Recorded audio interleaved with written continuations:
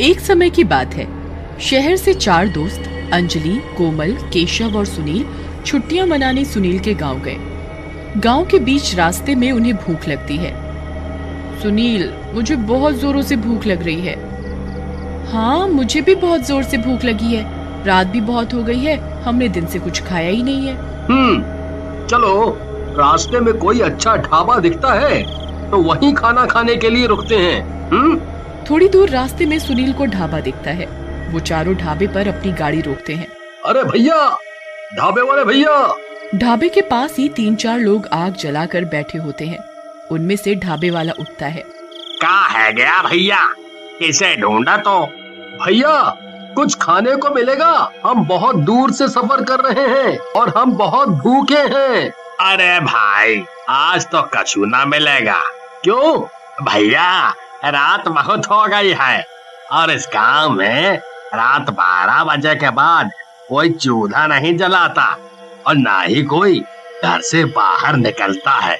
ये बात सुनकर चारों दोस्त हैरान हो जाते हैं। अरे भैया, ऐसे कैसे हो सकता है कि कोई भी रात को बाहर ना निकले?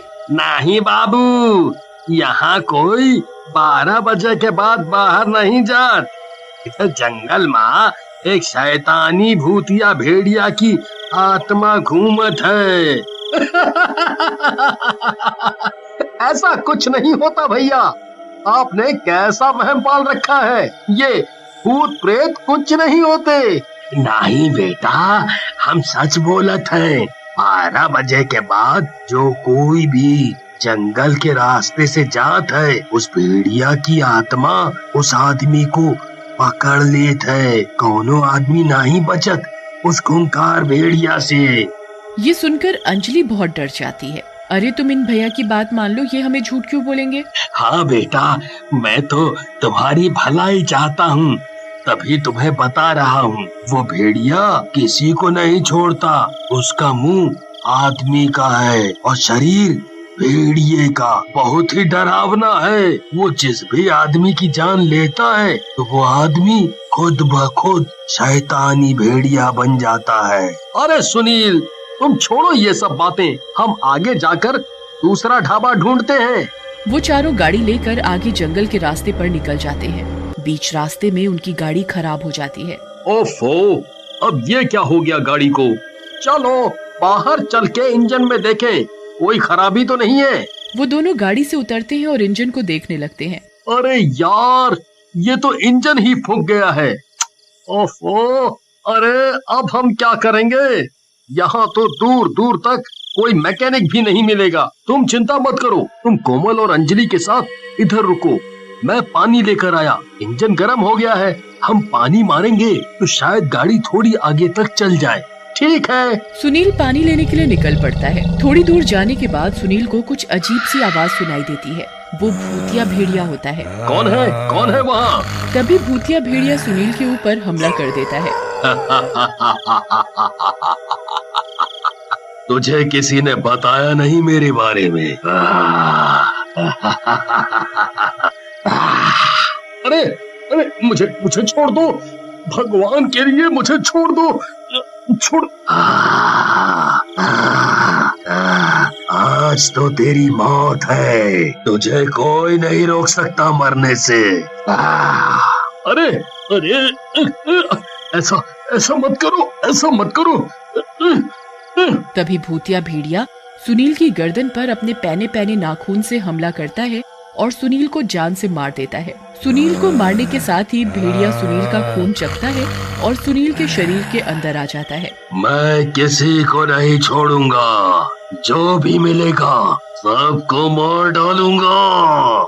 काफी देर इंतजार करने के बाद, अरे बहुत देर हो गई, सुनील अभी तक नहीं आया। कहीं ढाबे वाला सच तो नहीं बोल रहा था? कभी उसे भेड़िए ने पकड़ लिया हो? अरे नहीं, ऐसा कुछ नहीं होगा, तुम चिंता न करो। तुम दोनों यहीं गाड़ी में बैठकर मेरा इंतजार करो, मैं एक बार सुनील को देखकर आया। ये किधर रह गया है? केशव सुनील को ढूंढने निकल पड़ता है। थोड़ी दूर जाकर उसे सुनील मिल जाता है। अरे तुम कहाँ रह गए थे? इतनी देर हो गई, मैं तो डर ही गया था। अरे मुझे पानी नहीं मिला। केशव और सुनील गाड़ी की तरफ चले जाते हैं।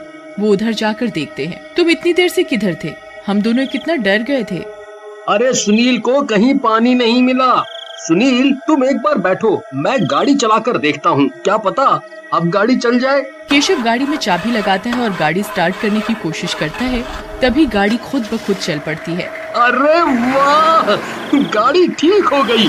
अब इस जंगल से हमें जल्दी बाहर निकल जाना है। सुनील के अंदर भूतिया भेड़िया मन ही मन में बहुत खुश होता है।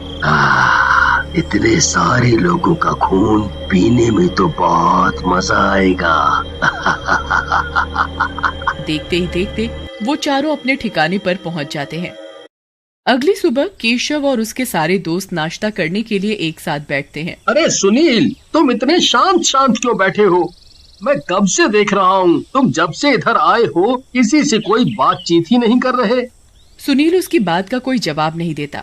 इतने में केशव की माँ पूनम उनके लिए खाना लेकर आती हैं। चलो बच्चों, तुम सब गर्मा गर्म नाश्ता कर लो। नाश्ते में पराठे, दही, अचार, ब्रेड सब होता है। सुनील ये नाश्ता देखकर बहुत गुस्सा हो जाता है और जोर जोर से चिल्लाने लगता है। ये कैसा नाश्ता है? ऐसा खाना कौन खाता है? क्या हुआ बेटा, तुम्हें कुछ अलग खाना था तो बता देते। मैंने तो बल्कि तुम्हारे पसंदीदा पराठे बनाए हैं। ये पराठे भी कोई खाने की चीज है क्या? पूनम ये सुनकर हैरान हो जाती है। सुनील तो हमेशा घर आकर मेरे हाथ के ही पराठे खाता था, फिर आज ये ऐसे क्यों बोल रहा है? फिर तुम्हें क्या खाना है बेटा, मुझे बताओ, मैं तुम्हारे लिए जल्दी से बना लाऊंगी। मीट, मीट, सिर्फ मीट खाना है मुझे। ये सुनकर वहाँ बैठे सब हैरान हो जाते हैं। अरे सुनील, तुम कब से मीट खाने लग गए? तुम्हें तो मीट कभी पसंद ही नहीं था। तुम तो मीट को देखकर घिन करते थे। मीट के साथ मुझे खून की चाय चाहिए और मैं सिर्फ वही खाऊंगा। तभी अंजलि की नजर सुनील की गर्दन पर पड़ती है। अरे सुनील, ये तुम्हारी गर्दन पर क्या है? तुम्हें ये चोट कैसे लगी? सुनील, अरे कुछ नहीं, जंगल में जब पानी लेने गया था तो झाड़ियों में गिर गया था। सुनील खुद ब खुद मीट की बात भूलकर चुपचाप पराठे खाने लगता है। देखते ही देखते सुनील पराठे खाता ही जाता है। अरे बेटा, तुम तो बहुत भूखे हो। सुनील 25-30 पराठे खा जाता है। अरे अंजलि, अभी तो सुनील को पराठे खाने ही नहीं थे, अब एकदम से इसे क्या हो गया? ये तो खा ही जा रहा है। सुनील नाश्ता करके अपने कमरे में जाने लगता है। अरे सुनील, हम तो यहाँ घूमने आए हैं, तुम हमें अपना गांव नहीं दिखाओगे? लेकिन सुनील केशव की बात का कोई जवाब नहीं देता और चुपचाप अपने कमरे में चला जाता है।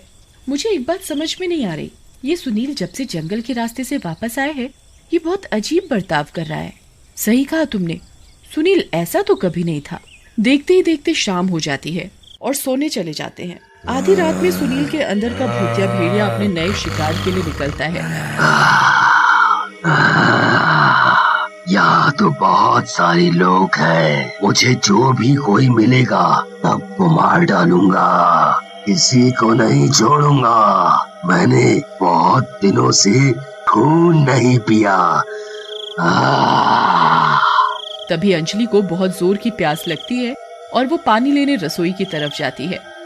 अंजलि को देख भूतिया भेड़िया बहुत खुश होता है और उसे मारने के लिए उसका पीछा करता है। अंजलि रसोई में पानी पी रही होती है। इतने में ही भूतिया भेड़िया अंजलि की गर्दन पर सीधा वार करता है और उसका खून पीने लगता है। देखते ही देखते अंजलि किचन में अपना दम तोड़ देती है। ये सारा वाकया कोमल चुपके से देख लेती है और वो बहुत डर जाती है। कोमल चुपचाप कमरे में भाग जाती है और दरवाजा बंद करके सुबह होने का इंतजार करती है। अगले दिन पूनम सुबह उठकर अंजलि को रसोई में मरा हुआ देखती है। पूनम जोर जोर से चिल्लाती है, अरे ये क्या हुआ? ये रसोई में कैसे मरी पड़ी है? पूनम की आवाज सुन केशव, सुनील और कोमल रसोई में भाग कर आते हैं। अरे ये कैसे मर गई? इसको किसने मार डाला? कोमल उस समय कुछ नहीं बोलती और सुनील से डर रही होती है। अरे घर में कोई चोर तो नहीं घुसा था? कहीं वो इसे मार गया हो? थोड़ी ही देर बाद कोमल केशव को डर डर के बताती है, भूतिया भेड़िया। क्या हुआ कोमल तुम्हें? मुझे सच सच बताओ। अरे केशव, सुनील भूतिया भेड़िया बन चुका है। भेड़िया की आत्मा का वास है सुनील के अंदर और उसी ने अंजलि को जान से मारा है। मैंने ये सब रात को खुद अपनी आंखों से देखा है। कोमल रोने लग जाती है। अब हम में से कोई नहीं बचेगा, हमें ये भूतिया भेड़िया जान से मार डालेगा। कोमल और केशव सारी बात सुनील की माँ पूनम को बताते हैं।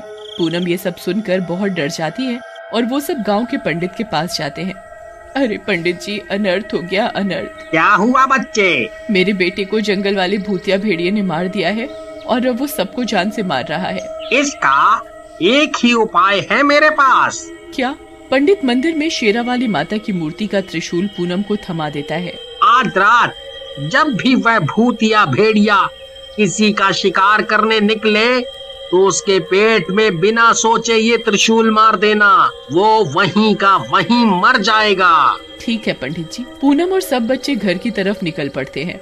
रात होने के साथ ही सुनील के अंदर का भूतिया भेड़िया फिर किसी को मारने की तलाश में निकल पड़ता है।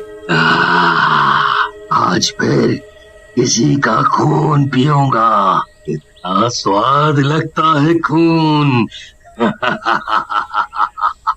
ये बात सुनील की माँ केशव और कोमल छिपकर सुन लेते हैं। अरे केशव, तुम इसके आगे जाओ, इसे तुम दिखोगे तो ये भूतिया भेड़िया तुम्हारी जान लेने आएगा। मैं तभी इसके पेट के अंदर ये माता रानी का त्रिशूल घुसा दूंगी। हाँ, आंटी बिल्कुल ठीक कह रही हैं। केशव पूनम का कहा मानता है और भूतिया भेड़िए के आगे जाकर खड़ा हो जाता है। तो फिर आज तेरी मौत है।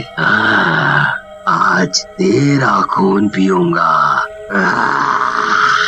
भूतिया भेड़िया केशव की तरफ उसे मारने ही जा रहा हो, इतने में पूनम भूतिया भेड़िया के पीछे त्रिशूल लेकर भागती है और उसके पेट में घुसा देती है।